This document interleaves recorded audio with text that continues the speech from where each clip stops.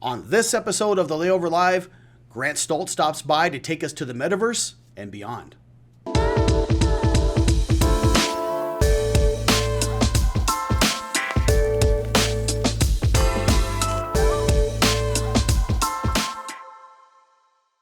Hello, everyone, and welcome to episode 172 of the Layover Live, where we bring you the top article from the Layover each week. I'm Jason Swick, VP of Strategy and Insights, and happy that you are here to join us for the show.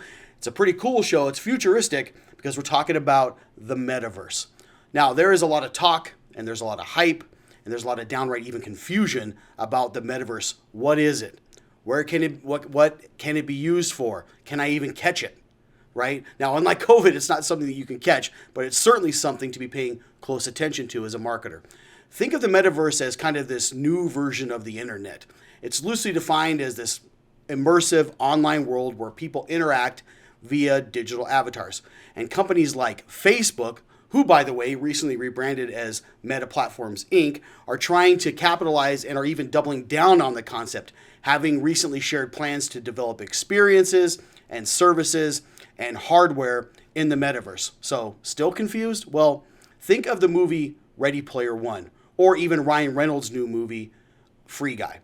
Those are really good examples of what the metaverse could become. And this concept isn't only playing out in movies.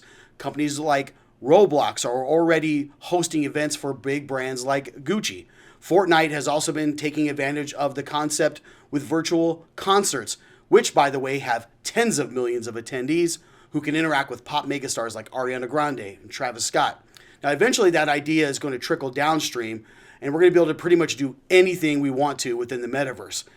Do things like go to school, or have more immersive interactive work meetings, or go shopping. And those are just the beginning. Now, we're not ready to handle this right now full scale, or anytime soon for that matter, as infrastructure needs to catch up, where we can't fully support it because of slow internet latency and other tech hurdles that are out there, and not to mention it's going to be pretty costly. But it is coming. So what does this mean for travel? Well, our article of the week this week comes from FocusWire and touches on this a bit. To dig deeper into this even further, I want to bring on my good friend Grant Stoltz, strategic analyst here at SimpleView, to talk about this and dive into it, because we're hearing a lot of talk about the metaverse. So Grant, welcome to the show. Hey, Jason, thanks for having me again. Yeah, it's definitely exciting time for sure. It is, and it's something too, again, that's a little forward thinking. We're not all ready to put on VR headsets on. Some of us are doing that, but we're not fully there yet. But I want to start talking about this because it is something that's coming up more and more. It's going to affect travel in some ways. But first, before we get into that, let's talk about the internet, which has been a buzz lately, it seems like, with memes and commentary and critiques even, Grant, around Facebook changing and rebranding themselves as Meta. So what exactly does this mean to Facebook and what we know about them, and how does this change what's happening? Yeah, it's definitely been an interesting to see all the memes, the barbecue sauce placed on a bookshelf or something like that. Really, I think is maybe making the message even more confusing of what exactly is happening to Facebook and Meta. So to break it down simply, Facebook, the platform, the social media platform that we know and as we know it, is staying exactly the same. Really, what is changing is Facebook, the parent company, who of course owns brands like Instagram, WhatsApp, Oculus. Mhm. They are changing their name to Meta, which really is signifying their investment now in the metaverse. Again, with that name change, really signifying that they're doubling down on their previous investment in the company Oculus, which was and is the virtual reality headset manufacturing company, and that really sort of that gateway as it was into the metaverse.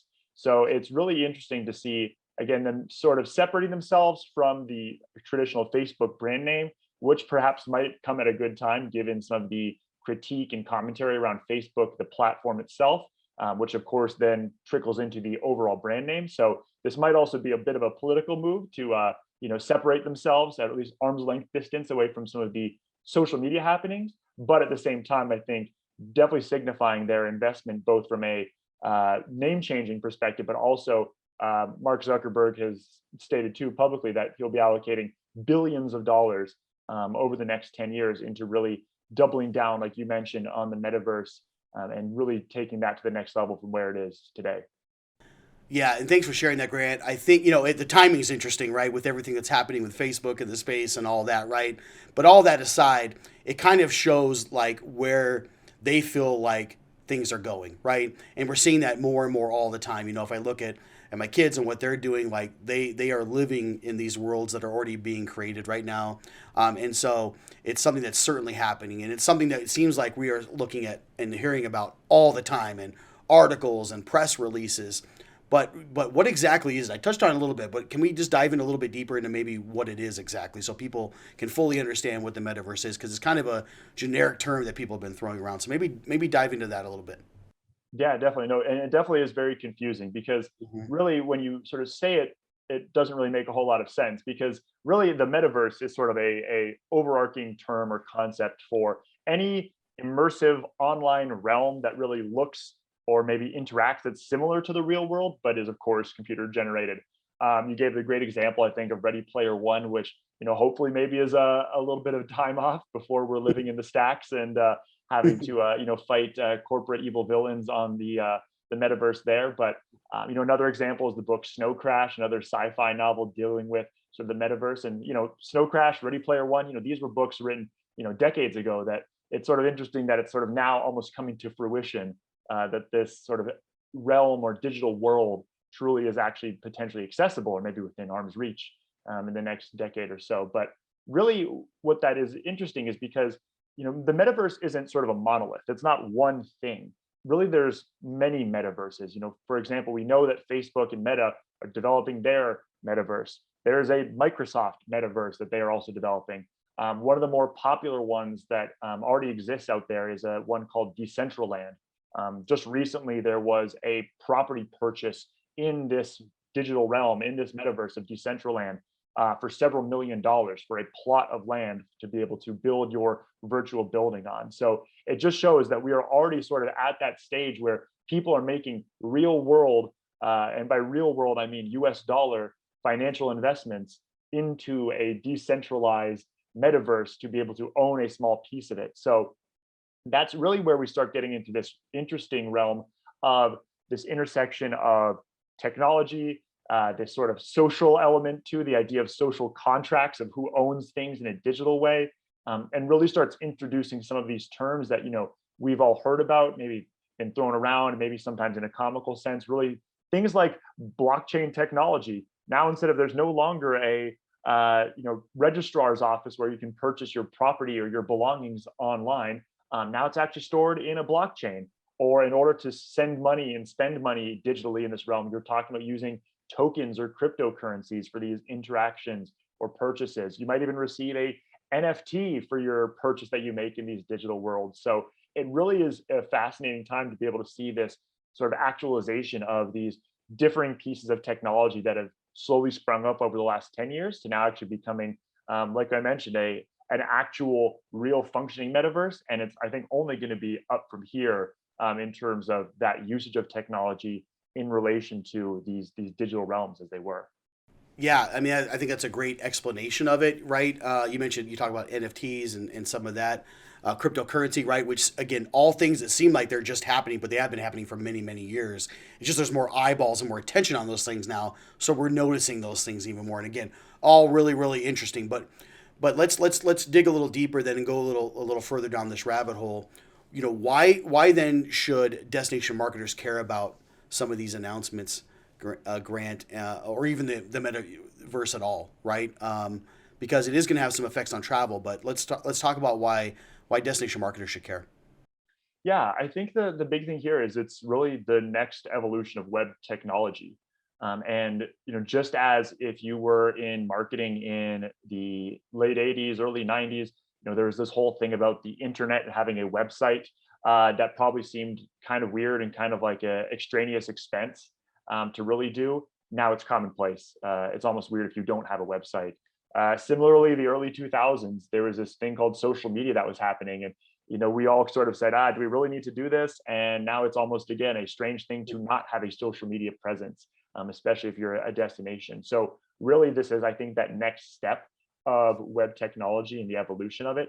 So really, what it comes down to here is at least paying attention to what's going on with the metaverses, what's going on with these decentralized realms, what's going on with all these technology updates with blockchain technology, cryptocurrency, NFTs, all those things we mentioned.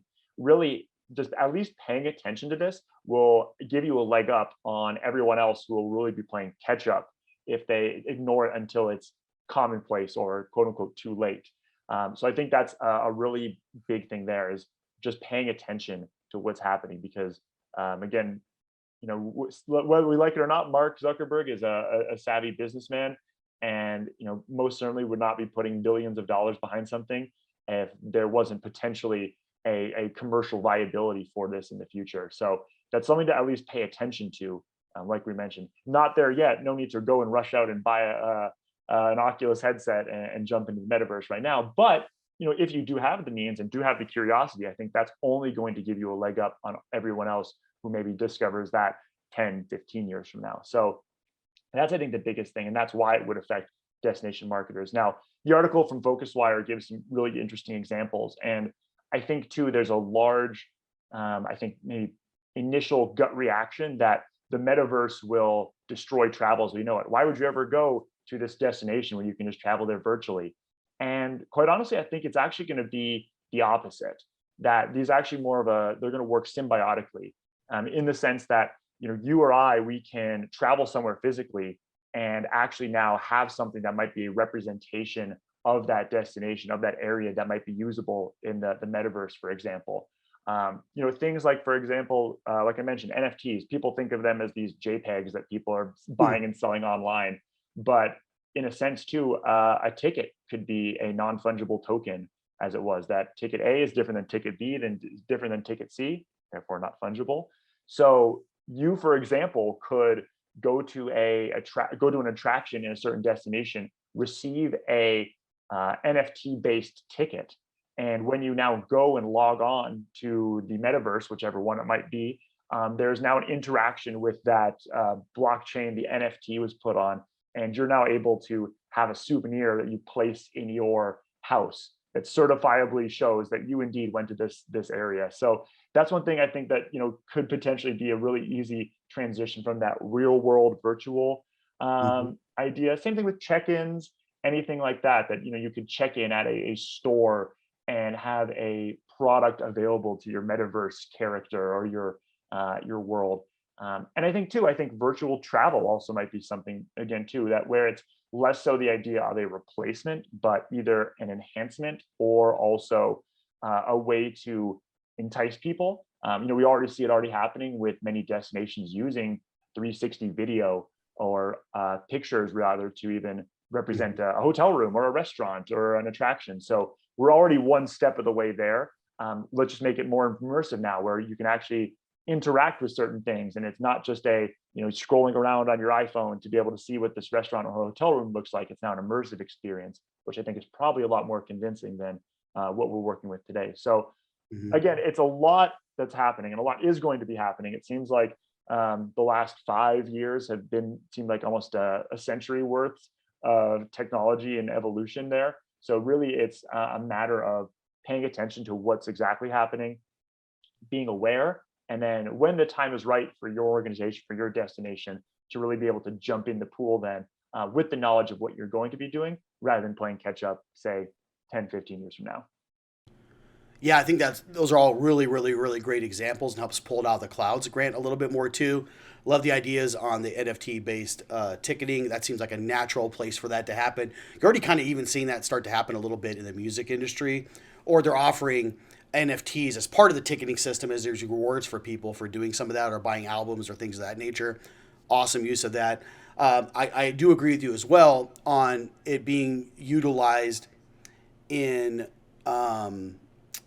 the virtual space, right, or the inspirational space, because I think a lot of DMOs live in that space, right, of inspiring people to travel there, and so I think this is a really, really good example of an opportunity for DMOs to further engage with their potential travelers, to influence them to travel to their destination. And again, we're already kind of living some of that stuff already, so it's interesting to see how that plays off. So lastly, what we usually do, right, is we usually have a kind of like hey, give us advice about what's happening. That's kind of where we left things off. But I want to do it a little bit different today because folks out there probably don't know that this is actually Grant's last episode with us. Unfortunately, Grant is moving on to bigger and bigger things. And I say unfortunately, but actually fortunately, because Grant has been on my team for a long time. And as a leader, you always want your people to grow. And so I'm so excited for him. But this is bittersweet because this will be my last time with him. We've done 172 episodes, buddy. So I'm happy to have you on. And I wish you the best. But I want to leave you and allow you to also give you some parting words to some of the viewers out there, because we have been working on this since the summer of 2017. And so I want to turn it over to you. And again, thank you for everything. Yeah, no, thank you, Jason. I appreciate that. And yeah, it's definitely bittersweet to say the least. I guess some parting words to all the viewers and watchers out there. Really just wanted to say thank you. It's been an absolute dream to make 172 plus episodes. Really to think of everywhere we've gone, filmed, the guests we've had on, it's amazing. And I think the best part is I feel like we're still just getting started. So there's so much more to do and accomplish, I think, and hopefully more value too we can bring to the destination marketing community out there. So although my presence, whether it be known or not known, won't be part of the episode, I know Jason, you and the team will do great things with the platform we've built, and to you, Jason, definitely. I wanted to say thank you as well for taking the chance on making a weird video show in 2017 when podcasts were just getting started and video is still kind of, oh, should we do that or not? And here we are 172 years later, or 172 episodes. Feels like 172 years, but nonetheless, I think it's been a great journey. And again, hopefully we can take a look at everything coming down the pipe from this episode and episodes to come, and we'll see 172 more in the future as well. So again, thanks to everyone who's been a watcher, been a viewer. Definitely stay tuned. There's more great things to come from the Layover. So cheers. Yeah, hey, well said, Grant. Again, could not have done this without you, right? Although departing us, right, this won't be the last time. We still need to get on the golf course and get out there, right? Which we've talked about a million times. But yeah, again, thank you for everything. Really, really, really appreciate it. And we will find a way to get you back on this once again. That, mark my words. Would love nothing more.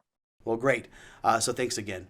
And thanks to all of you out there who tune in. If you're not subscribed, please do so now. Keep in mind that with the holiday break coming up with Thanksgiving, we will be off that week, and we'll return on December 9th for our last episode of the year. So I wanted to make mention of that. Also, if you're not subscribed through podcast, through iTunes or Spotify, please do so now, as we're also available there, and we do appreciate the help. So thanks for tuning in, everyone. We'll see you next time. Bye-bye.